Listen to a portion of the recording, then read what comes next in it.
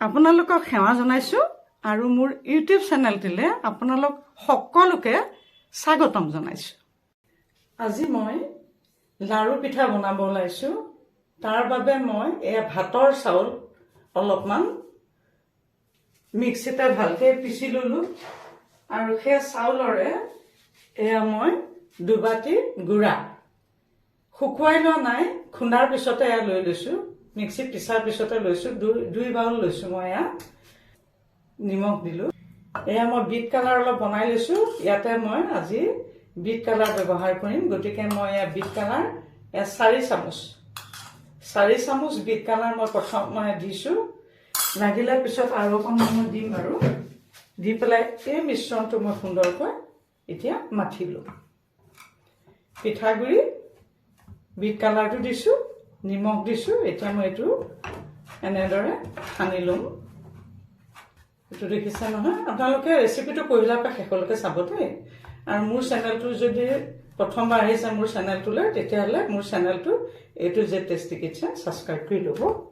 সোৱাদ অনুসৰি মিঠৈ অলপ কাটি থৈছো, গুড় চাওক, গুড় অলপমান কাটি থৈছো। গুড়খিনি মই ইয়াতে এতিয়া দি পেলাই এইটো মিক্স কৰিম ভালকে। এইটো সোৱাদ অনুসৰি দিলেই হ'ল, কম বেছি কৈ আপোনালোকে যোনে যেনেকে ভাল পায় তেনেধৰণে দিব। ইয়াতে মই শুকান পাউডাৰ গাখীৰ অলপমান মিক্স কৰি দিলো। এইখিনি সুন্দৰকে এতিয়া মিক্স কৰিম। দেখিছে নহয়? এইটো সুন্দৰকৈ মিক্স কৰি ললো। লৈ পেলাই ইয়াতে মই এতিয়া অলপ গাখীৰ দি গৰু গাখীৰ লৈছো, ৰুম টেম্পাৰেচাৰত থকা গাখীৰ অলপ দি এতিয়া হাতেৰে সুন্দৰকে এনেকে সানি লওঁ মিশ্ৰণটো। এইটো দেখিছে নে? বিট কালাৰ দিয়া কালাৰটো সুন্দৰকৈ উঠিছে। অলপকে গাখীৰ দি এতিয়া সানি যাম। ইয়াতে মই প্ৰায় হেতাখনৰে প্ৰায় এহেতা গৰু ঘি ইয়াতে মই দি দিলো। এইটো সুন্দৰকৈ এতিয়া সানি গৈ থাকিম আৰু। যিহেতু বিট কালাৰ দিম বুলি মই হেৰি কৰিছো, কালাৰটো উঠিবৰ কাৰণে মই বিট কালাৰ আৰু অকণমান দি দিম ইয়াতে। এইটো বিট কালাৰৰ কোনো পৰিমাণ নাথাকে, আপোনালোকে যদি ভাল পায় অকণ বেছিকে দিব। অলপমান বিট কালাৰটো দি দিলো। ইতিমধ্যে এইখিনি সুন্দৰকৈ সনা হৈ গ'ল। গেছটো জ্বলাই এইখিনি সিজাবৰ কাৰণে এটা কেৰাহী পাতি দিলো। কেৰাহীতে মই অকণমান ঘি অলপ দি লৈছো। ঘি অকণ সানি ল'লে তেতিয়া তলত বস্তুবিলাক লাগি নধৰে। এতিয়া ধৰক পিঠা যদি বনাওঁ তলত লাগি ধৰিব পাৰে, কিন্তু এনেকে যদি অকণমান ঘি নাইবা তেল সানি ল'লেও হয়, যদি সানি লয় তেতিয়া বস্তুৰ তলত সাধাৰণতে লাগি নধৰে। ইয়াতে মই এতিয়া কি কৰিম, অলপমান গৰুৰ গাখীৰ অলপমান বহাই দিলো। এইখিনি এতিয়া মই উতলিবলৈ দিম। গাখীৰখিনি উতলা আৰম্ভ হোৱাৰ লগে লগে ইয়াতে মই ইলাচি গুটি 3টা পেলাই দিলো। দি পেলাই এতিয়া মই ইয়াতে কি কৰিম, সানি লোৱা পিঠাগুড়িৰ লাৰুবোৰ মই লাহে লাহে এনেকে বনাই গাখীৰত দি গৈ থাকিম। এতিয়া ক্ৰমান্বয়ে বনাই পেলাই গোল গোলকে দিছো।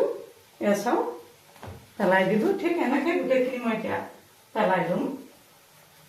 গোল গোলকে বনাই দিছো। এনেধৰণে অলপ সময় উতলিবলৈ দিম। এইখিনি অকণমান এতিয়া মই তল ওপৰ কৰি দিম। পিঠাখিনি অকণমান তল ওপৰ কৰি দিম। চাওক, তল ওপৰ কৰি দিলে পিঠাটো সিজিব ভালকে। সুন্দৰকৈ সিজি উঠিছে ক্ৰমান্বয়ে। এতিয়া কাঁহী এখনেৰে অকণমান ঢাকি বা যিকোনো সাফনি এখনেৰে অখন্তক ঢাকি ইতিমধ্যে 3 মিনিটমান সময় হৈছে। কেনেকুৱা হৈছে চাওকচোন বাৰু। সুন্দৰকৈ উতলি আছে। এইবোৰ অতি আপুৰুগীয়া পিঠা আমাৰ অসমীয়াৰ।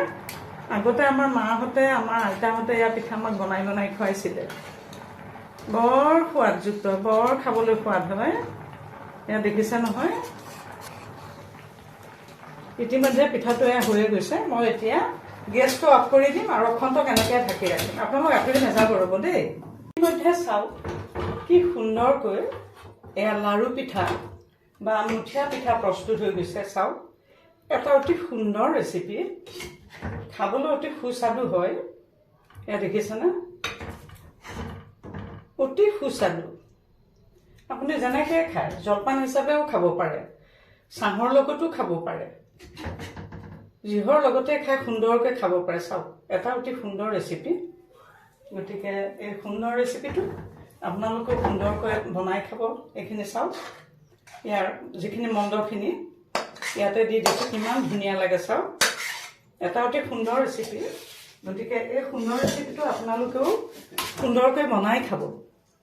এই সুন্দৰ ৰেচিপিটো আপোনালোকে সুন্দৰকৈ বনাই খাব। আৰু এটি নতুন ৰেচিপি লৈ অহাৰ প্ৰতিশ্ৰুতিৰে আজিলৈ মই ইমানতে সামৰিলোঁ। নমস্কাৰ।